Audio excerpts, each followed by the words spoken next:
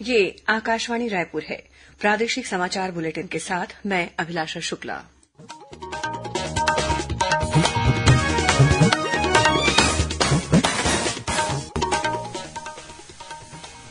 और अब पेश है आज के मुख्य समाचार।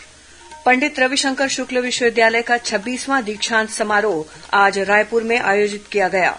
127 विद्यार्थियों को स्वर्ण पदक और 294 शोधार्थियों को पीएचडी की उपाधि और एक को दी गई डीलिट की उपाधि। प्रदेश में स्वास्थ्य सेवाओं को और बेहतर बनाने के लिए आज छत्तीसगढ़ के स्वास्थ्य विभाग और ऑस्ट्रेलिया के जॉर्ज इंस्टीट्यूट के बीच हुआ एमओयू। प्रदेश भाजपा अध्यक्ष अरुण साव ने आरोप लगाया है कि राज्य में गौठान घोटाला उनकी आशंका से भी बड़ा है। और झीरम श्रद्धांजलि दिवस के अवसर पर कल प्रदेश के सभी शासकीय और अर्धशासकीय कार्यालयों में शहीद हुए सभी लोगों को श्रद्धांजलि अर्पित की जाएगी। अब समाचार विस्तार से। पंडित रविशंकर शुक्ल विश्वविद्यालय का 26वां दीक्षांत समारोह आज राजधानी रायपुर के पंडित दीनदयाल उपाध्याय ऑडिटोरियम में आयोजित किया गया। दीक्षांत समारोह में 127 विद्यार्थियों को स्वर्ण पदक और 294 शोधार्थियों को पीएचडी की उपाधि और एक को डीलिट की उपाधि प्रदान की गई। कार्यक्रम में राज्यपाल विश्वभूषण हरिचंदन, मुख्यमंत्री भूपेश बघेल, सुप्रसिद्ध अंतरिक्ष वैज्ञानिक पद्मश्री प्रोफेसर वाईएस राजन और विश्वविद्यालय के कुलपति सच्चिदानंद शुक्ल शामिल हुए। कार्यक्रम को संबोधित करते हुए राज्यपाल विश्वभूषण हरिचंदन ने कहा कि विद्यार्थी हमारे राष्ट्र की प्रमुख तकनीकी, सामाजिक और अन्य चुनौतियों पर कार्य करने के विकल्प पर विचार करें। साथ ही सभी विद्यार्थी राष्ट्र की सेवा में तत्पर रहें। इस अवसर पर मुख्यमंत्री ने कहा कि पंडित रविशंकर शुक्ल विश्वविद्यालय ने 6 दशकों के दौरान गौरवपूर्ण उपलब्धियां हासिल की हैं। राज्य सरकार द्वारा शिक्षा के क्षेत्र में अनेक कार्य किए जा रहे हैं। विश्वविद्यालय की ओर से नवाचारों को बढ़ावा दिया जा रहा है। उन्होंने कहा कि बस्तर और सरगुजा के वनांचलों में महाविद्यालय खोले जा रहे हैं।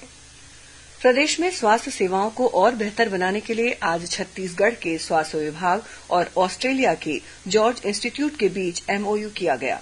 इसके तहत जॉर्ज इंस्टीट्यूट छत्तीसगढ़ में 5 सालों तक स्वास्थ्य संबंधी रिसर्च कार्य करेगा। गौरतलब है कि स्वास्थ्य मंत्री टीएस सिंहदेव और स्वास्थ्य विभाग की टीम इन दिनों ऑस्ट्रेलिया के दौरे पर हैं। उन्होंने आज सिडनी में George institute for global health का भ्रमण किया। ये संस्थान गैर संचारी रोगों, कुपोषण, गुर्दे की बीमारी तथा ट्रॉमा सहित विभिन्न रोगों पर शोध कार्य करता है। प्रदेश भाजपा अध्यक्ष अरुण साव ने आरोप लगाया है कि राज्य में गौठान घोटाला उनकी आशंका से भी बड़ा है। आज रायपुर में पत्रकारों से चर्चा करते हुए उन्होंने कहा कि शुरुआती आंकलन में करीब 1300 करोड़ रुपए की गड़बड़ी पकड़ी गई है। हालांकि ये घोटाला इससे भी बड़ा हो सकता है। पीएससी मामले के संबंध में श्री साव ने कहा कि इस घोटाले ने प्रदेश के लाखों युवाओं के भविष्य के साथ ही उनके आत्मविश्वास को भी तोड़ दिया है। भारतीय रिजर्व बैंक के गवर्नर शक्तिकांत दास ने इस बात पर जोर दिया है कि 2000 रुपए के नोटों की वापसी की समूची प्रक्रिया बाधा रहित रहेगी। श्री दास ने कहा कि रिजर्व बैंक स्थिति की नियमित निगरानी कर रहा है। श्री दास ने नई दिल्ली में एक कार्यक्रम में कहा कि पिछले वर्ष का सकल घरेलू उत्पाद 7% से अधिक होना आश्चर्यजनक नहीं होगा। उन्होंने कहा कि रिजर्व बैंक को इस तथ्य से विश्वास मिलता है कि कृषि क्षेत्र ने अच्छा प्रदर्शन किया है और सामान्य मानसून के अनुमान के आधार पर सेवा क्षेत्र का बेहतर प्रदर्शन जारी रहेगा। रायगढ़ में आगामी 1 से 3 जून तक राष्ट्रीय रामायण महोत्सव का आयोजन किया जाएगा। महोत्सव में राज्यों से रामायण झांकी प्रदर्शन समूह के प्रतिनिधिमंडल को आमंत्रित किया गया है। यहां प्रस्तुत की जाने वाली नृत्य नाटिका का विषय महाकाव्य रामायण के अरण्य कांड पर आधारित होगा। मान्यता है कि भगवान श्रीराम ने अपने वनवास काल के दौरान ज्यादातर समय छत्तीसगढ़ के दंडकारण्य में बिताया था। संस्कृति विभाग के अधिकारियों ने बताया कि रामलीला मैदान में होने वाले इस महोत्सव में मध्यप्रदेश, उत्तर प्रदेश, महाराष्ट्र, केरल, गोवा सहित 10 राज्यों के रामायण दलों के शामिल होने की उम्मीद है। वहीं विदेशी कलाकारों द्वारा विशेष रूप से रामायण कथा का मंचन किया जाएगा। प्रधानमंत्री नरेंद्र मोदी कल शाम वीडियो कॉन्फ्रेंसिंग के जरिए खेलो इंडिया यूनिवर्सिटी गेम्स 2022 की घोषणा करेंगे। श्री मोदी ने देश में खेल की संस्कृति विकसित करने और युवाओं को खेलों से जुड़ने के लिए प्रेरित करने पर विशेष ध्यान दिया है। उभरते खिलाड़ियों को समर्थन देने के लिए सरकार ने कई योजनाएं शुरू की हैं।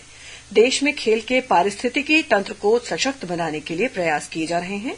खेलो इंडिया यूनिवर्सिटी गेम्स का आयोजन इस दिशा में उठाया गया एक और कदम है। इस वर्ष तीसरे खेलो इंडिया यूनिवर्सिटी गेम्स का आयोजन 25 मई से 3 जून तक उत्तर प्रदेश में किया जाएगा।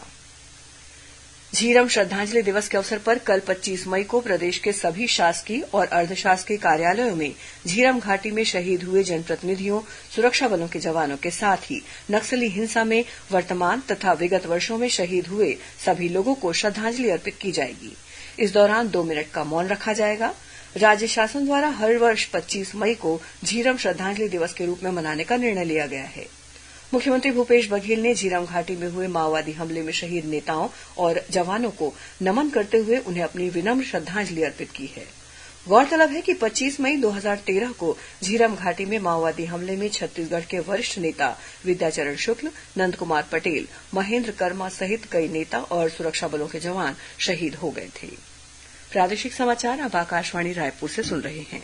छत्तीसगढ़ की खबरों से है आपका वास्ता और खबरों की विश्वसनीयता से है हमारा वास्ता। आकाशवाणी समाचार रायपुर के प्रादेशिक समाचार बुलेटिन के साथ ही हमारे समसामयिक कार्यक्रम आप रेडियो के अलावा अपने मोबाइल पर भी सुन सकते हैं। आकाशवाणी समाचार फेसबुक, ट्विटर और यूट्यूब पर भी उपलब्ध है। हमारा Facebook page Chhattisgarh news on AIR, Twitter handle CGAIR news और हमारा यूट्यूब चैनल है छत्तीसगढ़ AIR न्यूज। तो अब रेडियो के साथ ही आपके मोबाइल के जरिए भी हम पहुंच रहे हैं आप तक। छत्तीसगढ़ की हर खबर के लिए सुनते रहिए आकाशवाणी समाचार। और अब आगे बढ़ते हैं बाकी के समाचारों की ओर। रोग प्रतिरोधक क्षमता बढ़ाने रायपुर के शासकीय आयुर्वेद महाविद्यालय चिकित्सालय में आज बच्चों को स्वर्ण प्राशन कराया जाएगा। आयुर्वेद महाविद्यालय चिकित्सालय में हर पुष्य नक्षत्र तिथि में 0 से 16 वर्ष के बच्चों को स्वर्ण प्राशन कराया जाता है। चिकित्सालय के बाल रोग विभाग में सुबह 9 बजे से दोपहर 3 बजे तक इसका सेवन कराया गया। ये औषधि बच्चों की रोग प्रतिरोधक क्षमता बढ़ाने, श्वसन संबंधी और अन्य रोगों से बचाने में मदद करती है। छत्तीसगढ़ राज्य हज कमेटी की ओर से आज रायपुर में हज यात्रियों के लिए प्रशिक्षण कार्यक्रम का आयोजन किया गया, जिसमें रायपुर, महासमुंद, बलौदाबाजार सहित अन्य जिलों के करीब 250 हज यात्रियों ने हिस्सा लिया। हज कमेटी के सचिव साजिद मेनन ने बताया कि इस बार छत्तीसगढ़ से 692 हज यात्री हज के लिए जाएंगे। आज उन्हें हज के दौरान की जाने वाली रस्मों के बारे में जानकारी दी गई। उन्होंने कहा कि हज यात्रियों के लिए टीकाकरण शिविर भी शीघ्र ही आयोजित किया जाएगा। हज यात्री मुंबई एम्बार्केशन प्वाइंट से हज के लिए रवाना होंगे। संघ लोक सेवा आयोग UPSC ने सिविल सेवा परीक्षा 2022 के परिणाम कल घोषित किए। इस परीक्षा में छत्तीसगढ़ के 3 अभ्यर्थियों का चयन किया गया है। इनमें बिलासपुर के अभिषेक चतुर्वेदी, कवर्धा के आकाश श्रीमाल और दिव्या पंत शामिल हैं। अभिषेक को 179 रैंक मिला है। आकाश 2020 में IPS के लिए चयनित हुए थे।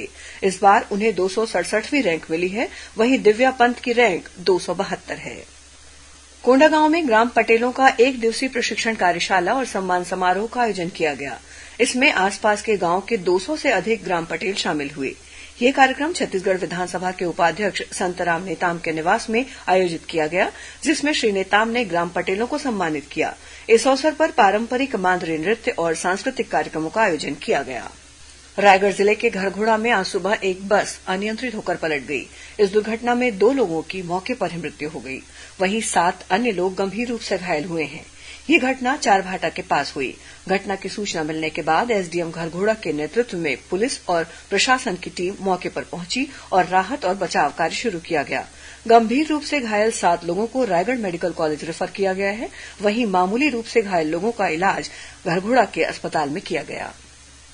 उत्तर प्रदेश की राजधानी लखनऊ में 17 से 21 मई तक आयोजित 6वीं राष्ट्रीय मिक्स मार्शल आर्ट प्रतियोगिता में बस्तर की 5 खिलाड़ियों ने स्वर्ण और 1 ने कांस्य पदक हासिल किया है। इन खिलाड़ियों को मुख्यमंत्री भूपेश बघेल और खेल मंत्री उमेश पटेल ने बधाई और शुभकामनाएं दी हैं।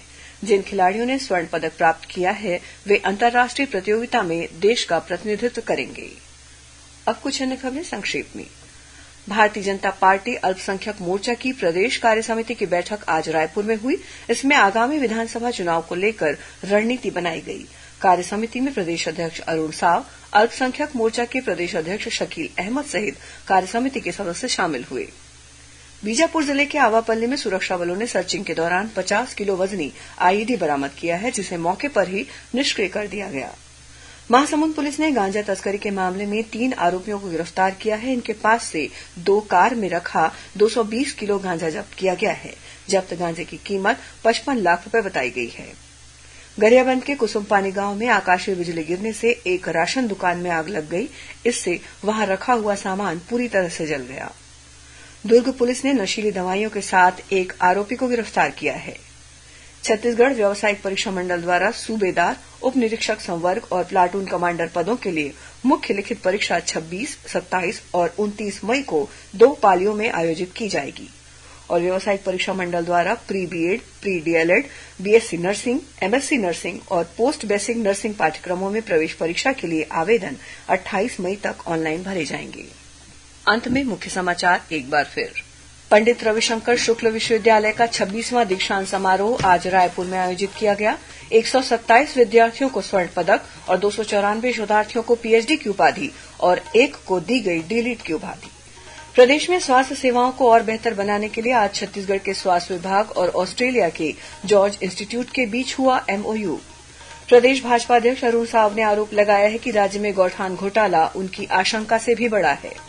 और झीरम श्रद्धांजलि दिवस के अवसर पर कल प्रदेश के सभी शासकीय और अर्धशासकीय कार्यालयों में शहीद हुए सभी लोगों को श्रद्धांजलि अर्पित की जाएगी। इसी के साथ प्रादेशिक समाचार बुलेटिन समाप्त हुआ। नमस्कार।